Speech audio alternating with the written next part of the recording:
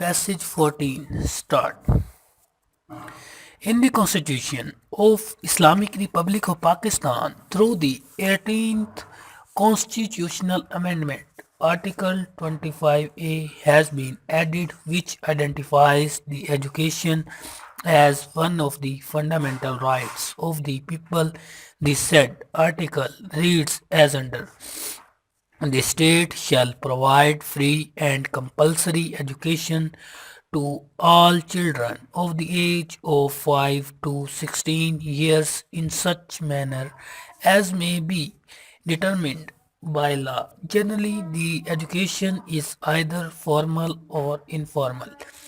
Formal education is imparted through the medium of educational institutions, e.g., school, colleges, etc. Set up in the public and the private sectors. Informal education is a general term for education outside of standard school setup. It refers to various forms of alternative education such as non-schooling or house schooling, etc. In Athenian society, some countries had schools having teachers and pedagogues. Pedagogues shared some qualities with specialist informal educators. They were family attendants, often slaves whose duties were to supervise and be with young sons of master. They used to take the boys to school and sat with them in the classroom. The teacher only taught boys their letters. The pedagogues taught them how to behave. It is argued that in Britain the first adult educators were the missionaries who came from Ireland or from continental Europe. For many centuries, the church remained the greatest educational force in the country.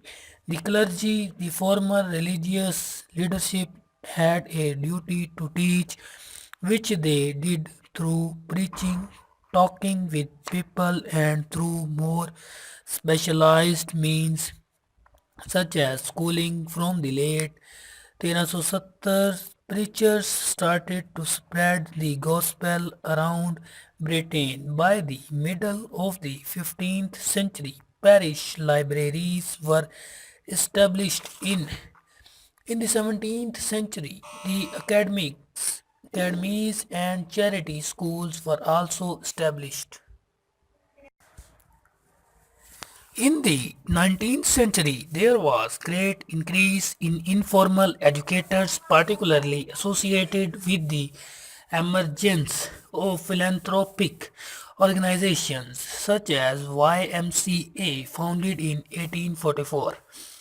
In the late 1960s and early 1970s, non-formal education became part of the international discourse on education policy. It was related to the concepts of recurrent and lifelong learning.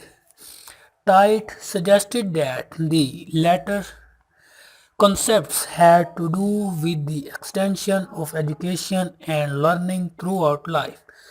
Non-formal education is about acknowledging the importance of education, learning, and training which takes place outside recognized educational institutions.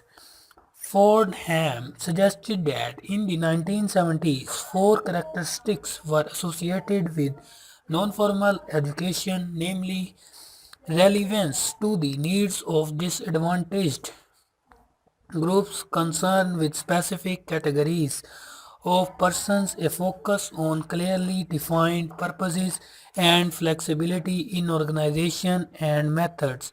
In Pakistan, like so many other countries, there are formal and informal types of education. In most of the countries, the education in the Nordic countries, education is mostly free. In Norway and Finland, no fee is charged even from foreign students enrolled at a university. Greece and Argentina provide free education at all levels, including college and university. In Brazil, free education is offered by Ministry of Education. In Sri Lanka, free education is provided at different levels where government funded schools. Full stop and close.